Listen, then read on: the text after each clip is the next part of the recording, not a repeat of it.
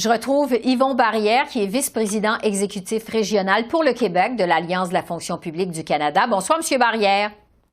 Bonsoir, Mme Bégin. Les fonctionnaires fédéraux sont donc sans contrat de travail depuis 2021. Vous avez dit en conférence de presse ce matin qu'il y a encore plusieurs points qui achoppent à la table des négociations, notamment les questions des salaires et du télétravail. On va commencer par les salaires.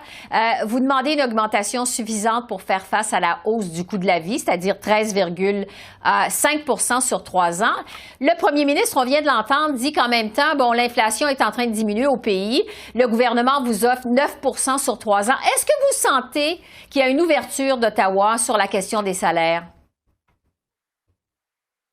Bien, on ose l'espérer. Écoutez, donc, comme vous savez, ce matin, on a annoncé que s'il n'y avait pas d'avancée significative et si on n'avait pas d'entente d'ici demain, mardi, le 18 avril, que dès le 19, minuit 1, nous pourrions enclencher la grève.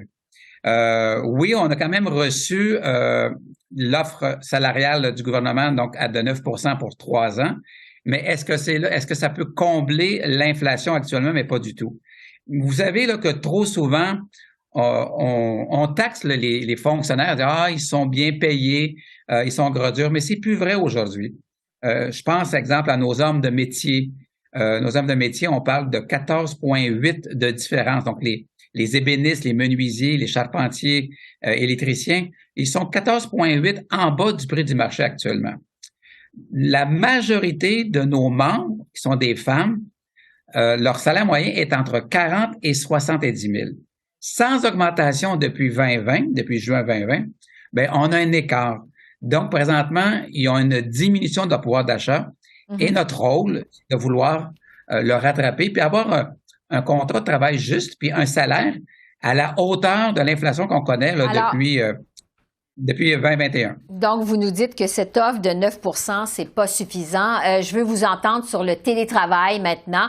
On le sait, il y a vraiment plusieurs fonctionnaires qui ont pu travailler de la maison tout au cours de la pandémie. Mais au mois de décembre dernier, le gouvernement a annoncé que les fonctionnaires vont devoir travailler en présentiel, donc au bureau, au moins 2 ou 3 jours par semaine, quand même 2 à 3 jours par semaine en télétravail. Pourquoi ça ne vous semble pas un compromis acceptable? Mais écoutez, là, juste pour vous mentionner là, que lorsque Mme Mona Fortier elle a fait sa sortie à la mi-décembre, nous aurions aimé là, d'être consultés ou informés parce que le télétravail fait partie actuellement d'un des articles les plus importants avec le salaire dans la négociation. C'était sur la table des négociations et elle, de façon unilatérale et arbitraire, elle l'a mentionné. Bon, ceci étant dit, on n'est pas contre le retour en présentiel. On n'est pas contre le travail hybride. Ce qu'on veut et ce qu'on souhaite, c'est des articles extrêmement clairs, des paramètres clairs qui peuvent régir le télétravail. Parce que présentement, là, j'ai entendu là, des hauts gestionnaires, des sous-ministres dire, mais le télétravail, ça fonctionne. C'est aussi bien, sinon mieux que le travail dans les bureaux. Donc ceci, je vous le dis, on n'est pas contre, mais ce qu'on veut, c'est des paramètres clairs pour qu'on ait le même type de gestion pour tous les ministères et départements. Ouais. Parce que présentement, on sent une forme d'iniquité. La politique actuelle, elle a mal vieilli. Il faut l'adapter. Et pour l'adapter, on veut juste l'ensacher dans la convention collective actuellement. Oui, parce que 2 à 3 jours de travail au bureau, quand même, je reviens sur la question, est-ce que c'est pas un compromis qui est acceptable? C'est un compromis. Mais écoutez, là, je prends exemple à tous ceux qui travaillent au niveau du service à la clientèle. Ils sont avec leur ordinateur et un téléphone pendant 8 heures. Pendant 8 heures, ils répondent au téléphone et présentement, ils ont entre 6 et 10 secondes entre les appels. Faire des appels à la maison de ce type-là ou le faire au bureau, c'est la même chose.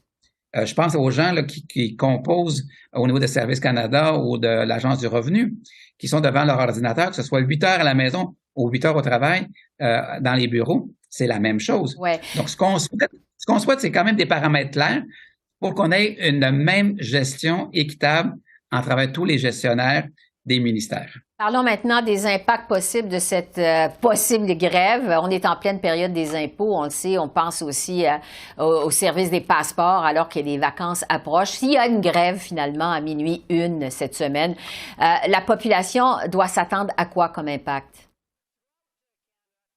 Bien, comme j'ai mentionné ce matin en conférence de presse, on ne veut pas prendre les Canadiennes et les Canadiens en otage. Mais définitivement, il va y avoir un impact. Minimalement, on va assurer un service là, essentiel parce qu'on a consenti à peu près le tiers des fonctionnaires qui vont demeurer ce qu'on appelle en service essentiel pour donner là, les pensions de vieillesse, l'aide aux familles, l'aide aux jeunes. Mais on va se retrouver effectivement avec une interruption au niveau des rapports d'impôts, un ralentissement au niveau de l'assurance emploi, au niveau des pensions de vieillesse et même dans la mécanique de la fonction publique, au niveau, exemple, de la dotation, les tests de langue vont être compromis parce que les professeurs vont être aussi en grève. Donc, il va y avoir des ralentissements. Les services téléphoniques vont être beaucoup plus lents qu'actuellement. Donc, mais je vous le dis, on fait tout présentement pour éviter la grève et on espère que le Conseil du Trésor va revenir avec une offre raisonnable aujourd'hui ou ce soir. Justement, parce que vous dites aujourd'hui ou ce soir, il est vraiment minuit moins 1, là. Est-ce que vous êtes confiant de parvenir à une entente à la table des négociations pour éviter cette grève? À la lumière de ce que vous nous dites, vous êtes optimiste? J'ai vécu plusieurs négociations avec le Conseil du Trésor. Le Conseil du Trésor a cette fâcheuse habitude d'étirer trop les négociations et à chaque fois, on règle, là, je vous le dis, à la dernière minute. La FPC n'a pas ce curriculum de grève là, à profusion. Donc, je demeure effectivement optimiste, mais très prudent. Je demeure prudent et j'ose espérer que le Conseil du Trésor va revenir. On va se laisser là-dessus. Évidemment, on va suivre cette situation, grève potentielle. Yvon Barrière, je vous remercie beaucoup. Merci. Je vous en prie. Au revoir.